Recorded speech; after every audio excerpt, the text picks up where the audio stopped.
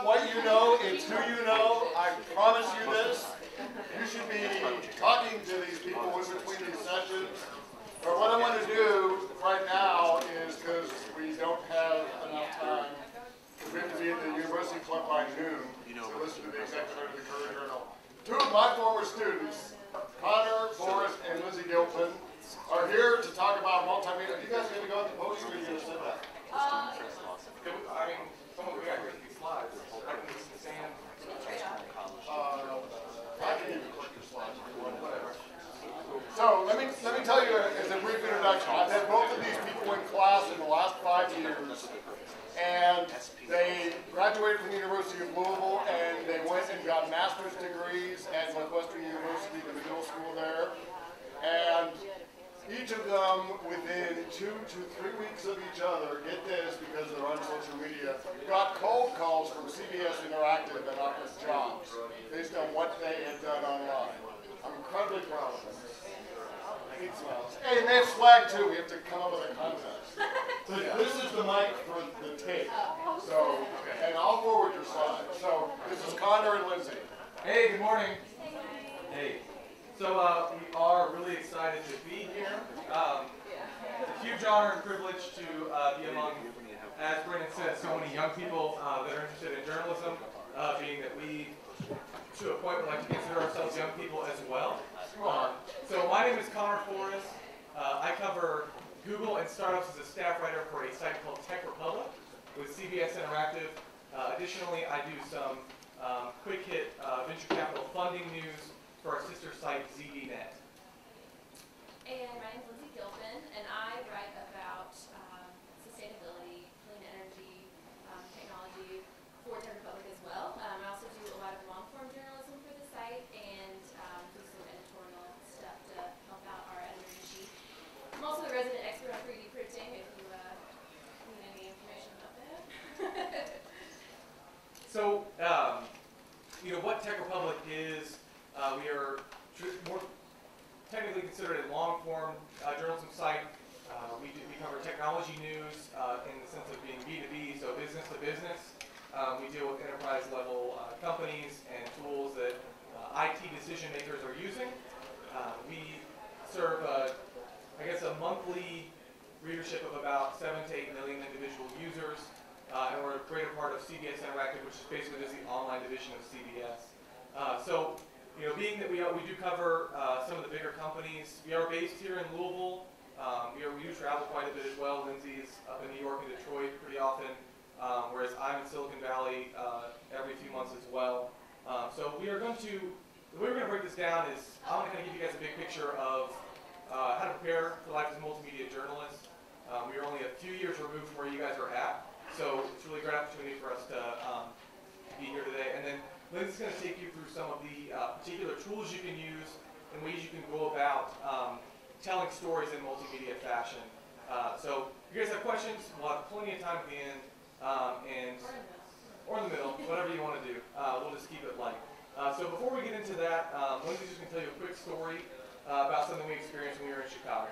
Okay, yeah, so this really impacted me and Connor, I think, actually everyone in the deal. May 2013, the Sun Times, Chicago laid off their entire photojournalism staff, 28 people, some Pulitzer Prize winners as well. And that summer, I had a photojournalism class with one of the guys, Rob Hart, who was laid off. And it completely changed my perspective on how important, I knew photojournalism was important, but just hearing him talk about it and seeing him get teary-eyed when he did talk about it, just really changed a huge way that I looked at it. And so he did this laid off from the SunTimes.tumblr.com, and at first he did every hour that he was laid off, and then he did every day after that in black and white photos on an iPhone, because they fired these photojournalists because they thought reporters could take photos with their iPhone just as good. And so anyway, you should check it out if you get a chance. It's really interesting in comparison to the Tribune. There was a lot of talk about that as the year went on, and it's just super important photojournalism. So anyway, we just wanted to share that story. Right, and we're not here to kind of like destroy anyone's hopes of being a photog or writing or things like that. We just kind of want to give you an experience of kind of what we experienced. That was kind of our aha moment, point where we really realized that journalism has become something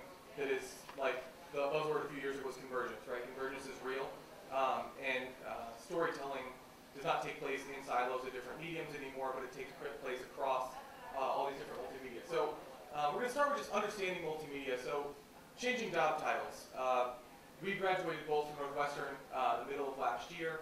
To give you guys an idea of how we went about applying for jobs, I applied for 150 different jobs.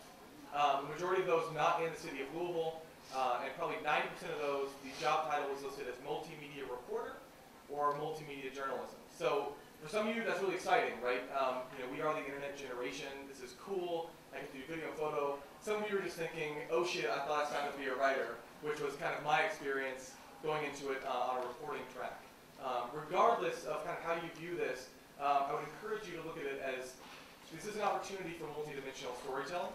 This is an opportunity to really kind of create impactful things that are going to teach people about new ideas. So, this is media outlet in specific. I mean, I applied to jobs in television. I applied to jobs in radio.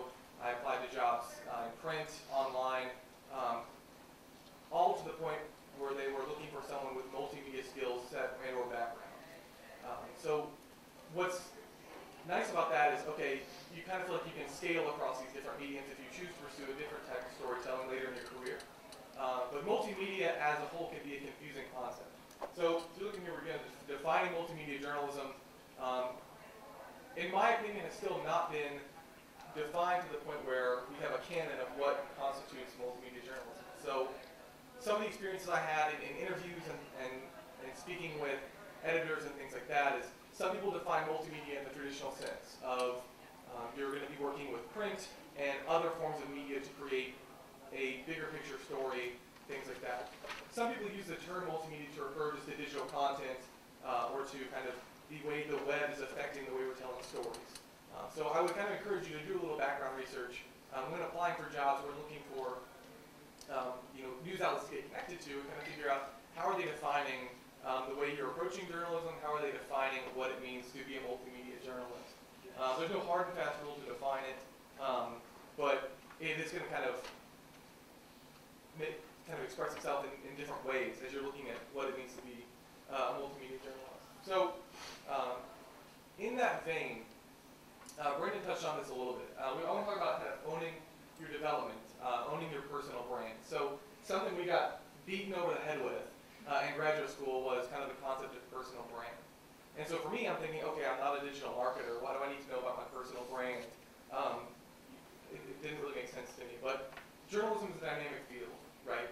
Some folks are going to, as you move and opportunities become available to you, you're going to move across publications. You might move to do different types of things within an organization.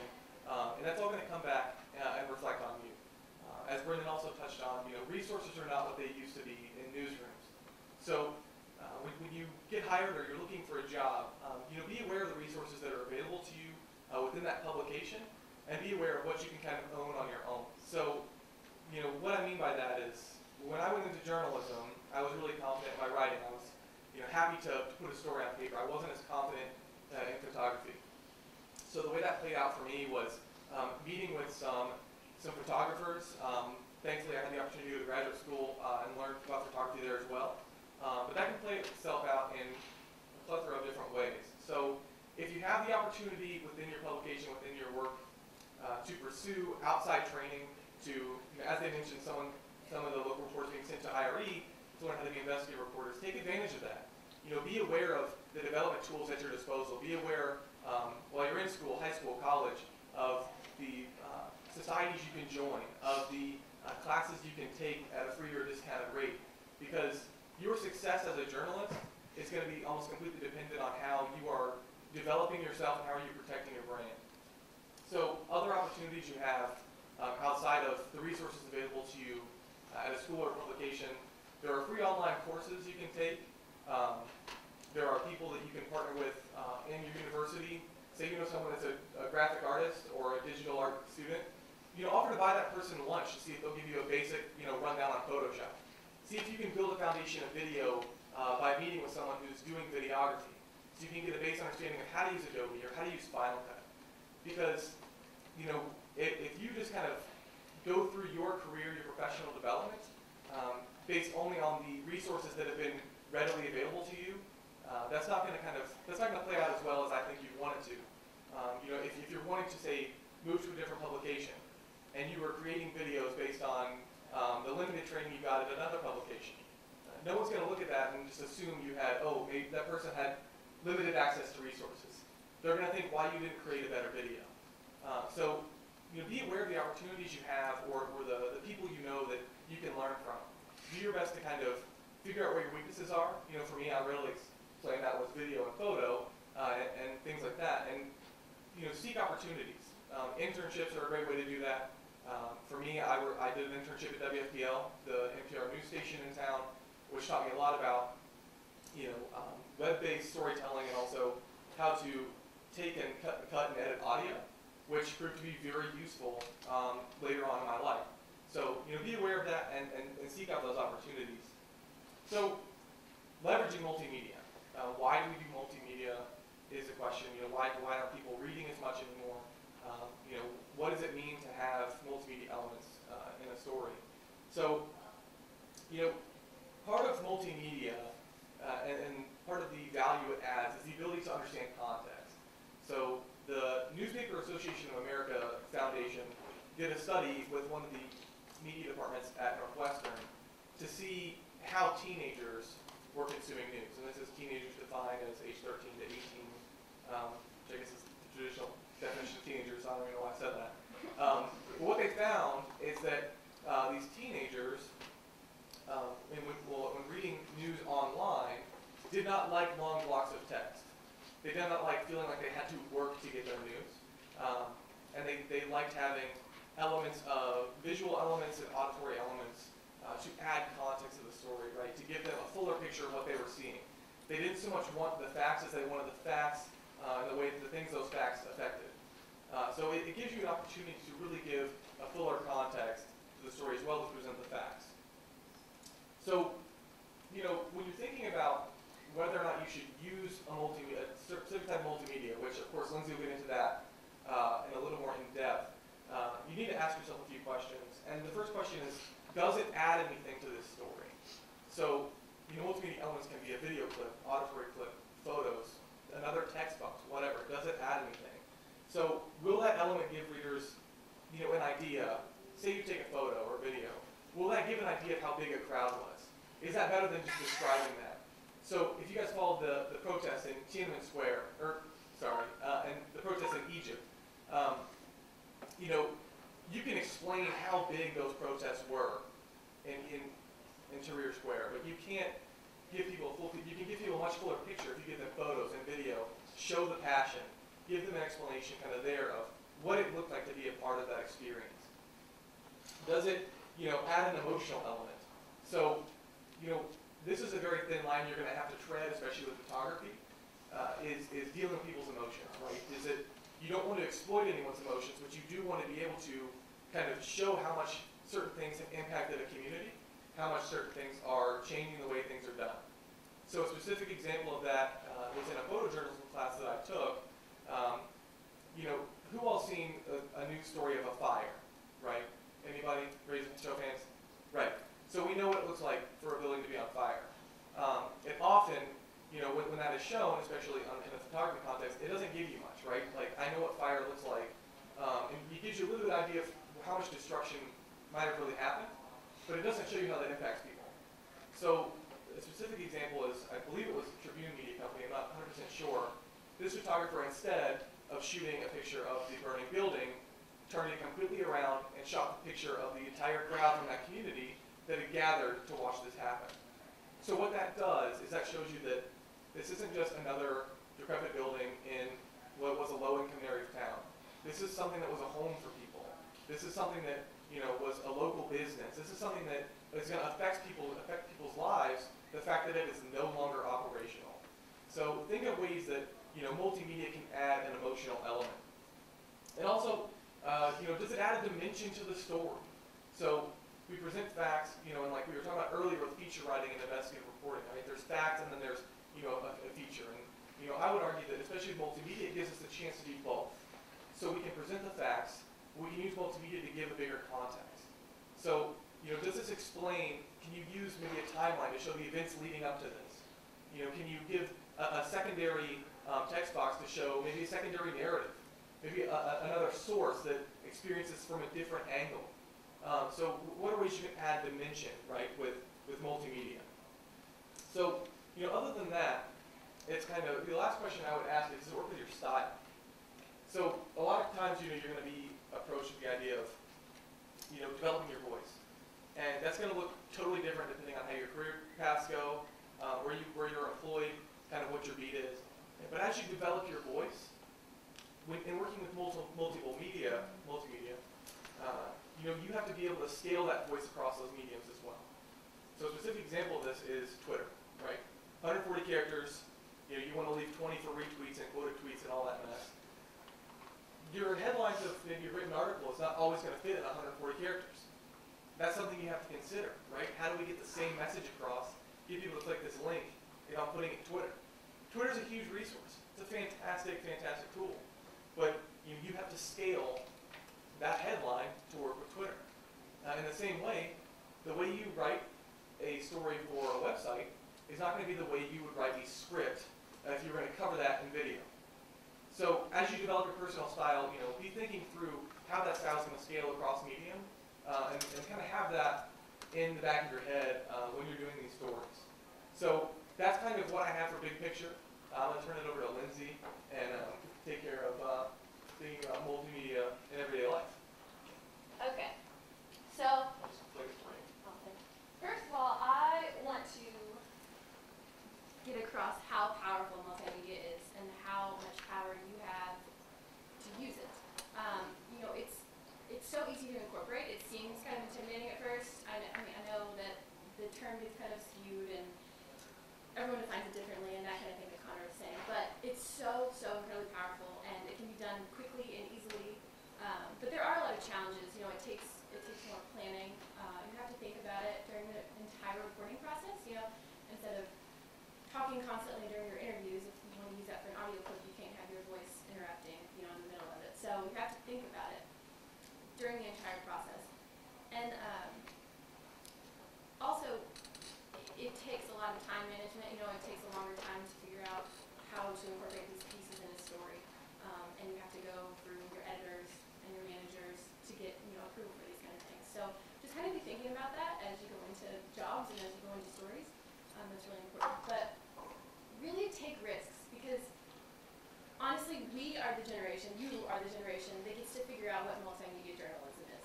You get to figure out how to define it because frankly, they're going to have editors that are going to say, no, we just can't do that. We don't have the resources to do that. We can't, I don't know. And that's not true. It's so easy to do. And you have the tools to do it online and, you learn it in class. So really take risks and be creative and use your skills as a journalist because you have them. Okay.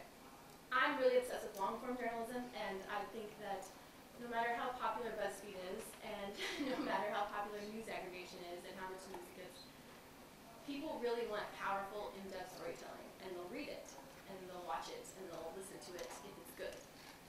So I went into my interview at Tech Republic and I said I want to do, he was hiring me, my editor was hiring me to do long form and to eventually kind of train to be an editor for that kind of stuff. But I went into the interview and I said I want to do multimedia, in this. And they're like, oh, we've never really done this before, but that's cool. So for the first story, it was this one on Microsoft has this program Microsoft for Africa. Do you want me to click it? Yeah, in Africa. And it's trying to get the youth on the internet, get everybody online and give them the tools and teach them computer science and we have this up. So anyway, I said I'm going to do it. I'm going to do multimedia for this story. And I really didn't know. When I look at it now, it's kind of like, I don't know if all that was right. But I didn't know what I was doing exactly. I had just come out of school. But I did it. And it set a precedent for all the other long-form stories that we've done since. And we try to do one a month at least, 1 or 2 a month. It set a precedent. And because I made it clear that I wanted to do that and because I followed through on it, I've since edited the other long-form stories that people in Sydney and London and our other offices have sent in, and I've done multimedia for their stories as well. So it kind of became an assistant editor-ish in that regard on long-form, which is something that I feel really passionate about. So, and it was all because I made sure I did it on the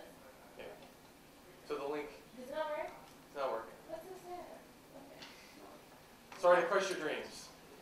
But I mean, Lyndsey has a great screen cap here, so you can kind of see. Yeah, anyway, so I've used SoundCloud to do audio clips, right? And they were just interviews with people that I had talked to. I talked to like 20, 25 people for this story and probably put 6 of them in the actual story. But, you know, it was a great interview with one of these guys. And then I did a map using this program called Ushahidi, which is a crowd mapping tool that is out of Africa. And so, so yeah, I put that in, and I also put video. I did a Google Hangout interview with one of my sources, and I put a clip of the Google Hangout interview in the story. And you know, I mean, that's not super high tech, right? But she was 19, and she had this really passionate story on why she wanted to learn computer science, and the first time she had touched a computer, and it really added some depth into my computer story. Good question. It was just like a YouTube. I uploaded it to YouTube, so it was just like a YouTube video of her face and then me in the corner. If you go back touching, so when you clicked it, it highlighted the IE tab. If you just go back, like get out of PowerPoint, yeah, on the bottom left corner, see if that's. There we go. Oh! Can you just scroll through it a little bit? So this is Microsoft's Redemption Song in Africa. Yeah, this is my first long form that I did, and I started in January, and I did this in the end of February. So I was really proud of it. Looking back, there's a lot of mistakes, but you know, whatever. What are you gonna do? So you know, we have this template for our long form, but this is just an example of how to figure out like where to put photos, and the maps and.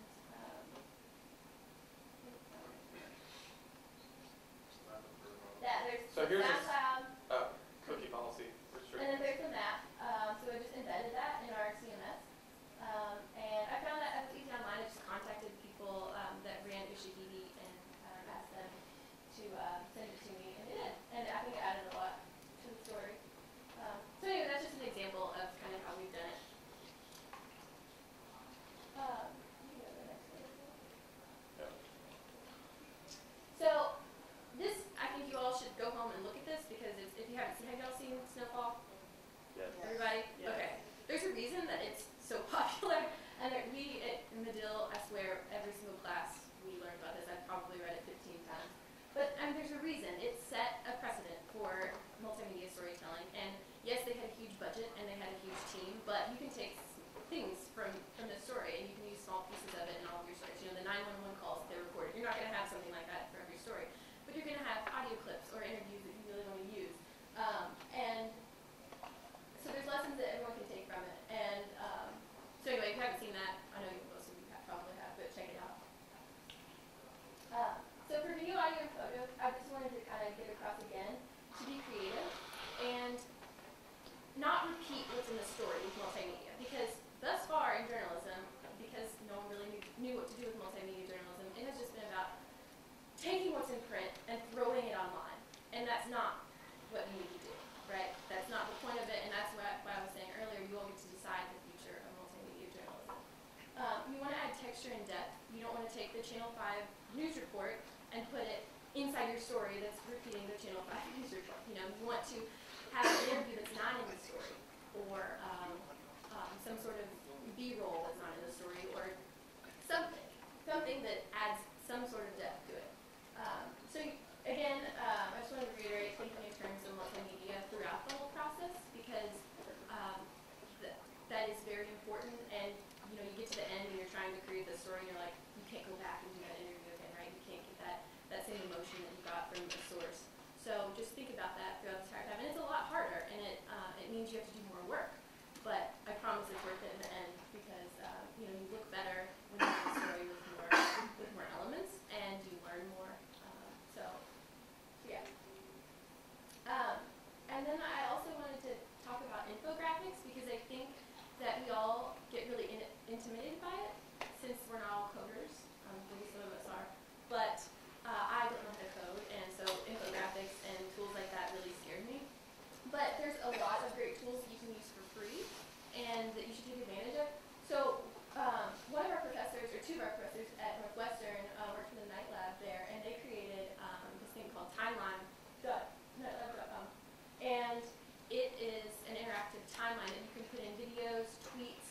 YouTube clips, Wikipedia links, anything, and it creates this timeline and it has these beautiful photos, and then below it just kind of moves through. And then they also created one that is a story map. So it creates this map, and you can upload any kind of map, like a Game of Thrones map, a map of Kentucky. You can do a historical map. You can do anything. And so you upload it, and then you go through a timeline, and it takes you through, and it's all automated. You don't have to code anything. And all you do for these tools is you have a Google spreadsheet on Google Drive, and just enter it in that, and you can embed it or upload it as a URL onto your site. So really take advantage of those and write those links down, because I've used those in 2 or 3 of the stories for timelines, and it's an incredible tool, and they're always creating new stuff out of Night Lab. So definitely use that. And then Google Maps, obviously everyone knows what that is, but use those, because sometimes it helps tell a better story. And actually, I was at the SPJ conference in Nashville a couple weeks ago, and I learned about this thing that they have called, this app called Photosphere, where you can take 360, like Google Earth 360 views, and you can take it with your iPhone panorama and upload it and create your own Google 360 views, so you can compare like before and after, since they only have back to 2007, and they only do it so often. So don't be intimidated by infographics. Ask for help. I mean, like Mr. Russell said, it's who you know, and it's who you talk to, and that's how you find out things in the industry. We work with an office full of developers, so whenever we have questions, we just go ask them, like, can this be done? How can you do this? Is this possible? And sometimes it's, no, you don't have time to do that, or we don't have time to help you do that. But sometimes they really do know how to help us. So ask your colleagues, use people, contact things that authors of things that you've seen online, and ask them how they did it. I've just cold emailed journalists and storytellers that I've seen that I liked, and they usually answer. It's amazing. Yeah. So yeah, we thought we'd just open it up to questions, because I know this whole landscape is kind of confusing. So does anybody have any questions about multimedia storytelling? Or about the job Or process. about job process, or about being unemployed for a while. Whoever asks questions gets first rip on the swag here, so got a little t-shirt action and all that mess, so. Yes, sir. Yeah. Hi, this one's mostly for Lyndsey. Whenever you're writing an article like that one you showed us on the web and computer access in Africa, do you generally do a lot of traveling back and forth to those sources, or is that something that you're going to make more phone calls for to get in contact with people? Oh, that I make phone calls. I wish you would have sent me to Africa. I just started looking up sources online, just leaders in Africa, and I just started emailing people and then calling people, and I did a lot of calls at 6 in the morning or 10 at night, or those long, especially those kind of stories are the ones that you have to love it to do it, right? You have to want to live with that story for a month or two, and it made it worth it, because I found this girl who had never used a computer before the age of 19, and I got to talk to her on Google Hangout, and she was in Nairobi, in Kenya, and this beautiful sun shining behind her, and I was talking to her from my office in Louisville. So most of them are on the phone. Most of the things we do are on the phone, which is kind of annoying sometimes, because we want to get out in Louisville, go travel, but phone is good. Skype is good. Yeah, Skype, Google Plus, you can use any of these tools to contact people. Based in Louisville, sure, we try to cover local stuff as much as possible. We want to be the kind of go-to for local technology and startups and stuff, but being an international publication, we have offices in London and Shanghai and things like that too. So, we do have to be willing to kind of chat someone up at 4 in the morning, kind of in the office with just a yes, half asleep. Yes, sir. Yeah, so thinking about your workflow as journalists, where are some of the bottlenecks?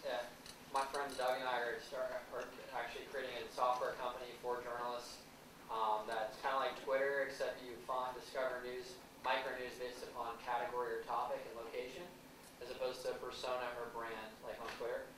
And so we're trying to learn from a lot of the student journalists here about their workflow bottlenecks and things that we can automate or make it easier. If we crowdsource, our platform crowdsources verification. Can you describe some of your multimedia bottlenecks, or are there tools that you wish you had that you don't have that come to mind? Thanks. Or is it perfect? Probably not perfect. Okay. So bottlenecks for me, in general, workflow bottlenecks, the majority of the people that I deal with are on West Coast time, are in the Valley, so it doesn't necessarily, it's not a huge issue, but a lot of times, I'll send something out and you have to be very specific on like, I need this by end of day Eastern time. Because if not, you're going to get it like 9 or 10 o'clock at night, and then it's kind of difficult to put something together in a couple hours before you go to sleep and wake up 5 hours later. So the kind of time crunch thing for me with international stuff can be difficult, but it requires a lot more planning. So that's kind of a bottleneck for me. Another bottleneck, like when you're thinking through like story budget, or you can do bottlenecks there. I think a lot of it is honestly the process of story generation and trying to, and especially with multimedia, trying to. I feel like our generation has to explain things more. This is why I want to do this. This is, you kind of have to push for what you want. And I think that kind of holds up the process a little bit sometimes because, Right. Being able to show, I guess, in the sense of what, would help would be some way to show similar things and how they've added value, right? To be like, okay, this is something that can add value to our publication if we pursue this. That would be really helpful, for sure. Yeah. Thanks. In the front. Okay, so I love long-form journalism, but just like learning from your perspective, what is your argument for long-form journalism? Like, how do you convince people, especially like before you got this specific job, to allow you that kind of space or that kind of time to write something that long? yeah, that's hard because, like I said, it's so trendy to do, listicles and stuff like Vox is doing and BuzzFeed and that kind of thing. It's really your passion for it that shows through, and that if you can hold somebody for that long, you can prove that you've written a story and that you love that story so much that you can hold and you can relay that to an editor or to someone who's interviewing you, that you love storytelling that much and that people really need to see this in this. And there has to be a reason for it, because not all stories lend themselves to 6,000 words, right? But to show that you've done it before and that you have the passion to do it again, I think that's a huge part of it. I talk about it constantly and in the office, right?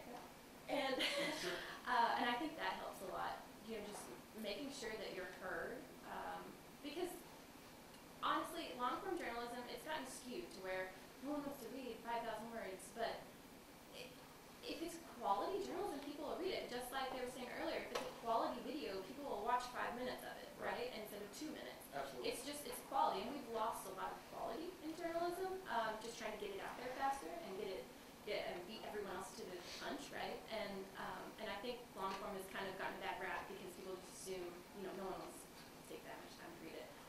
But yeah, just kind of bringing that to the table and showing that this story really is worth telling, right, and having a plan for it. I think that's probably the best advice I give. I hope that helps. I think also, we have an editor that's passionate about it too. So, part of it is our team supports us. But everyone's trying to do it now. It's super trendy now. Right. But if you come up against some contention, right, if you're employed and that's something you're passionate about, and it's not something that's not really a priority for your news organization, I think I can just echo Brendan's advice, right? So, take your own time to prove that it's valuable, right? So, something we do is a lot of our stuff is written early in the morning. So, later in the afternoon, during the week, we have our certain deadlines we need to meet, and we have our budget quota and stuff for our stories. We'll take, start carving out an hour a day, or even maybe when you get home to start working on something long form. And then that's obviously within the line of your beat and your publication, but then if you're willing to put that time in and you can make something that proves that it's valuable, that's going to, kind of build that rapport with your editor. That's going to kind of show okay, this person has a skill set, this is valuable. And, you present it to them, if they think, oh, we can't run a 5,000 word piece, much like, John was saying and Lyndsey was saying, is show it to them. Ask them to cut it for you. Ask them to show you what needs to be cut. And who knows, they might cut a lot of stuff, maybe they won't. And that can kind of really prove, man, this is a valuable tool for our publication. So, yeah, great question. So, Go ahead, Tom. okay, on the personal branding idea, what are key things that the two of you have done to develop your brand, and how important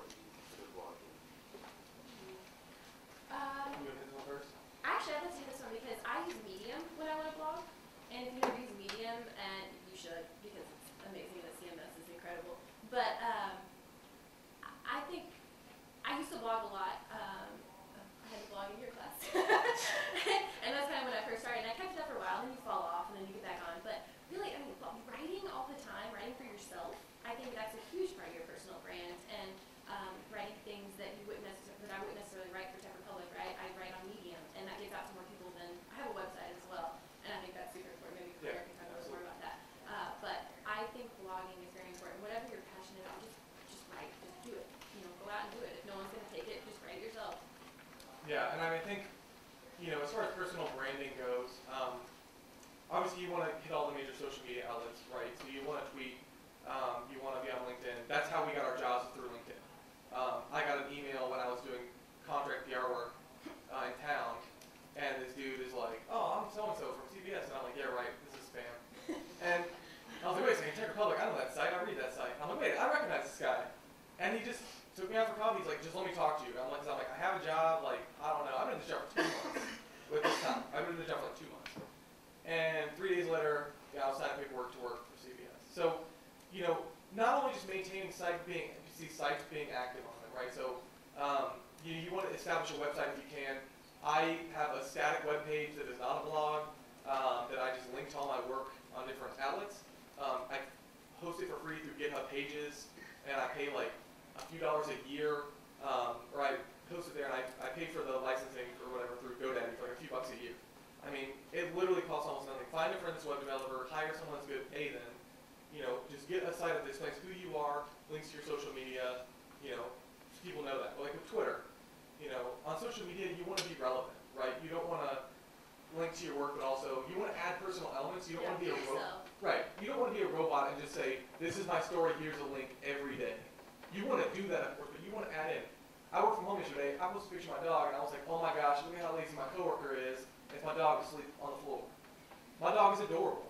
Yeah, but that you know, people can realize, okay, this is a real human being. This is not like someone who's just punching their stuff out there. But you know, Twitter's a great platform if you get your stuff out there.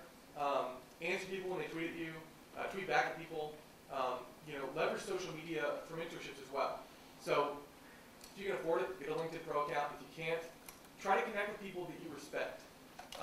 You know, try to just be open about your intentions, and you know, just ask questions from people with social media about your brand. You know, because you have a great opportunity to learn from people being a student, right? Just say, "Hey, so and so, I love your work. I'd love to just, you know, I'd love if I could just send you a few questions via email." And that's it. Or, you know, tweet about that if they're cool with it. "Hey, had a great conversation with so and so about, you know, convergence culture or digital media, blah blah blah." And you know, be out there, be active. Don't just tweet your story once a day, but find stuff you like. Find, you know, like I cover Google and startups. I tweet other stuff about Google, other stuff about startups. You know, my friends in the Valley, investors I respect, I find their crap and I tweet it. You know, because it's like that's relevant to what I'm interested in, and you know, that's what my brand is kind of crap that's happening in Silicon Valley from a business angle. But then you want to add personal elements. Be comfortable being snarky if you want to. I mean, that's fine. Like, don't tell anybody off or make fun of anybody, but you know, you can be a little sassy on the internet. If you take nothing away, take that. Be sassy on the internet. So, I have 2 questions. One, what was that site that you mentioned that you use for your website? GitHub Pages. So GitHub is a repository for code. GitHub lets you host a static site for free. Now, if you want to create a blog, WordPress.com or Squarespace or whatever is going to be a better option if you want to add content to that. Yeah, So my site is just like a paid picture of my ugly face, and it's like, "I'm a journalist in Louisville, Kentucky. Here's where you can find my work." So like contact form. So Squarespace would be what you use, like to add links and stuff. well, to add links, that's static. But if you want to like say go in and add posts every day, or like you want to add, like you want to blog, you would need Squarespace or WordPress.com, something with a content management system to allow you to do that. Mine is just like 2 pages of text with links, and that's it. Okay. Go ahead. Sorry. What was your guys' high school experience like relating to your job now? High school. I had the best high school experience. I had Mr. Miller out there as my journalism professor. And I honestly, what do you mean? Are you talking about the just Like, the experience? did you do anything during high school? I did yearbook. And I went to Manual across the street. And y'all go to Manual, right? Yeah. So I did yearbook at Manual. I was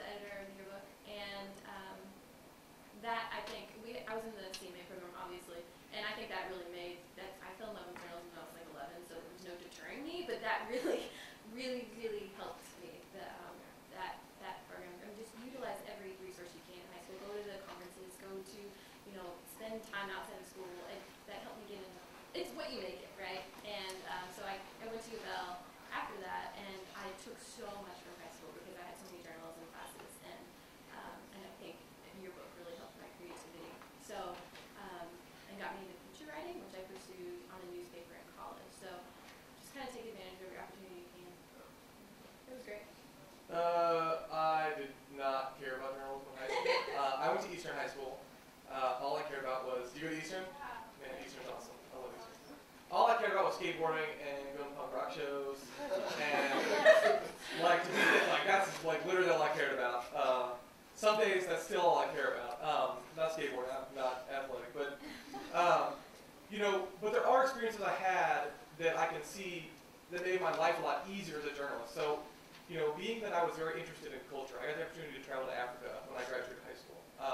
Like right after I graduated, I had the opportunity to travel with touring bands when I was in high school. I got the opportunities to meet people that I wouldn't have the opportunity to meet beforehand, which made me a lot more comfortable around people. Made me a lot more understanding of like cultural context, which has really helped in reporting across any medium, across any type of reporting. Being able to just go in a non-ethnocentric way, not to pit someone's culture against your own, but just to take their story for what it is very important. So anything, the main thing I would encourage you is kind of, to whatever capacity you have, get new experiences, right? If you can travel, do that. If you can't, go to a neighborhood that, people don't, visit a lot in Louisville. Go to places like Portland where there's supposed to be revitalization happening. Meet people in that neighborhood. Learn what they go through. Learn what their daily lives are like. Meet people in downtown. Meet people in Shively. Just immerse yourself in places and situations that you're not comfortable with, and find a way to kind of to interact with these people that's respectful and where you just learn about them. Be a student of everything. So that's kind of what I took away from my high school experience, other than keeping punk rock alive, stuff like that. So, yes, sir. Yeah, you mentioned you were a PR consultant when you started out once you graduated college. Sure. How did that prepare you for where you're at now as far as journalism is? I was mostly doing internal communications for Ford. So I worked at both of the plants here through a company called Burson Marsteller. So they're a bigger PR agency around, based in New York.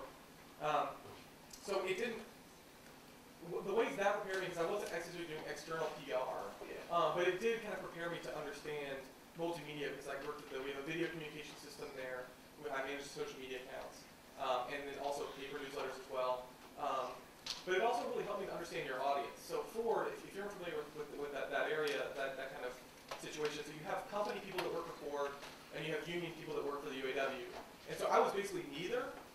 They're not necessarily warring factions, but it's different. These are two different companies existing within the situation. So being able to understand if I'm writing something that I can show value to the union, right? I can show value about like this event, or we need people to help with this. Like just meeting with people there.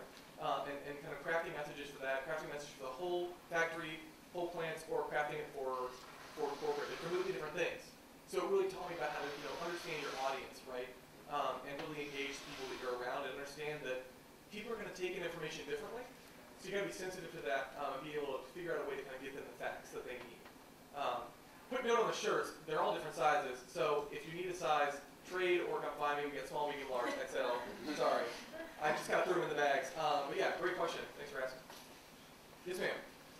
What is your advice for using multimedia elements for a sensitive story? Like, are there certain elements that you would shy away from? Is there Great what's question. your advice on that? Yeah, you want to take that one? I think the best advice is to trust your instincts. Certain stories lend themselves to certain multimedia, right? You're not gonna use a photo gallery of like a shooting that if it's really sensitive subject and you don't want to put that in the middle of your story, or you want to use a map maybe to show where the shootings had happened, or and leave. I don't know. Does that make sense? Yeah. Yeah. The kind of riffing on that is like going with your gut is a really big thing. So in Chicago, there was a weekend when we were living up there. Within 2 days, there were I think 24 or 30 murders.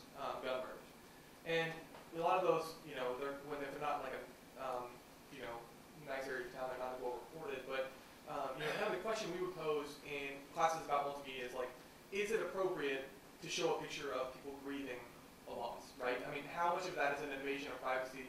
How much of that is, like we talked about earlier, are we exploiting emotions, right? So that's a great question.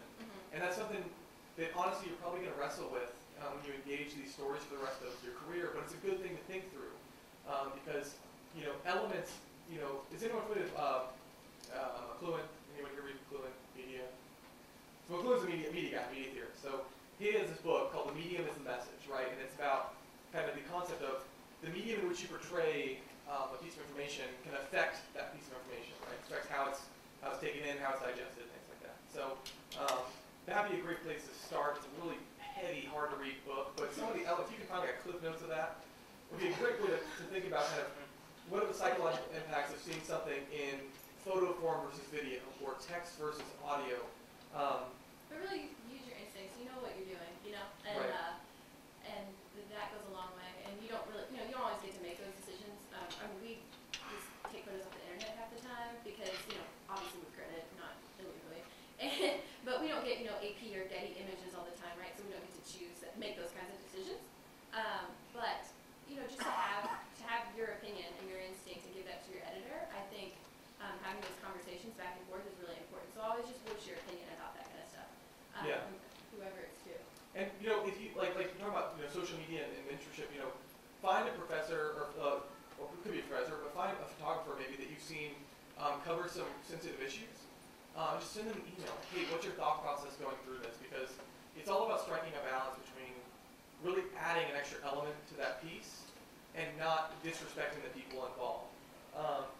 Because when you're dealing with sensitive issues, I mean, poverty is a huge one. There was a great photo set, I can't remember who it was, that showed basically daily life of people that are living in extreme poverty in Southside Chicago. And it showed people that were, smoking crack in our house, and it kind of showed people that were struggling to get an education. And these people welcomed this into their life, but that person, that photographer, really had to think through. They probably had hundreds of thousands of photos. Think through, find that balance, right, of adding the emotional element, showing the facts here, showing how daily life really is, without going overboard. So, questions I would ask are, is this truly adding an emotional element or clarity, or is it just kind of like feeding the hype? Because people love tragedy. Unfortunately, that's that draws a lot of clicks. It's going to draw a lot of readership. But you want to balance between kind of explaining what really happened and showing pain, showing what really happened, without kind of going overboard to be, look at these pictures of tragedy, or look at this video, something that really is. But then again, it's like we've seen with like the image of the Ray Rice incident. Without that video, we didn't have the full story, right? And so having that video is very important. So it's just about striking a balance. That's a fantastic question. Thank you for asking. Any other questions? Anybody else? Yes, sir. What was your experience with and actually what age did you enter? Fantastic question. So those who didn't hear the question was, what was your experience interning at WFPL? I was 22, fresh out of college. I was not a student. I was working full time, and I was there roughly 2 days a week. It was fantastic. I was working with the then news editor, Dave Bullard, who's at Harvard now on a Neiman Fellowship. And I basically would just come in a couple days a week. I would listen to story budgets. I would sit with people. I got to kind of shadow a couple of reporters, going to events, seeing how they were covering stuff. But I filed a public record, which is a great way to show transparency. But eventually, they just started giving me stuff to do. One of the reporters there who covers environment, Eric Peterson, just said, "Hey, I got the story we need to cover. I can't cover it. Here it is." And I'm just kind of like, "Oh, really?" So that was fun. My first story was about a game bird habitat in Indiana. So she gave me that, but she's patient enough to kind of sit with me and kind of explain, how to approach it. I got to interview the person on the phone, show me how to put the clips in, send it to the thing, and an hour later it was on the air. So it was a great experience. I love radio. I love public radio. I think it's a great way to kind of see, because they do a lot of web-based stuff too. So if it's something you're thinking about, definitely encourage. They have a website link where you can apply for internships. Do it. It's huge. It's really helpful. Tons of fun. Everyone in that newsroom's great. Do you hold an internship position or a job? Intern. I was an intern there. Yeah, I was the newsroom intern at the FBL. So yeah, I definitely encourage that. Also got the opportunity to work for a documentary film crew, so, just look for opportunities. A lot of these aren't going to be unpaid, but if you have another source of income, internships are fantastic. They're a great way to kind of build out your skill set and get you exposed to different types of journalism. Because even if you do that, you're like, man, I don't ever want to work in radio, you know what that's like. So you're going to know what it's like, how people are telling stories there, and you're actually going to get more out of the stories you hear, when you're driving to school or driving to work, whatever. So. Did you get to, your internship with the documentary crew was kind of the same? How did you go on to that? That was all networking. So a friend of mine, that's a nonprofit group called Native Films here in town. The film's called B-Boy for Life. It's about breakdancing and gang violence in Guatemala City. So that was more of like a contract gig. So they paid my flight and my food, but I didn't get paid for it. I just went for the experience. So a buddy of mine is on the board there. He's an investor. So their pre-production assistant dropped out. He said, hey, I know you write. Like, can you do this? And I had like 3 weeks to decide, like, hey, can I fly across, to Guatemala City and hang out there for a couple weeks? So obviously I decided to do it. It was crazy. I, was like, in one of the most dangerous neighborhoods, like in Guatemala, a place called Zone 5. So it's a red zone. It's all gang controlled. Police are not allowed in or out of Zone 5. So, but that was all networking. So that was just people I knew that I was interested in writing, or knew that I was interested in storytelling. Met with him, saw him in the coffee shop, and said, hey, by the way, this is what's happening. We need someone to do this. Are you interested? So, connect with people, go to networking events. Doing something like this is great. I can say, man, I'm proud of you guys, for doing this stuff, because that's cool.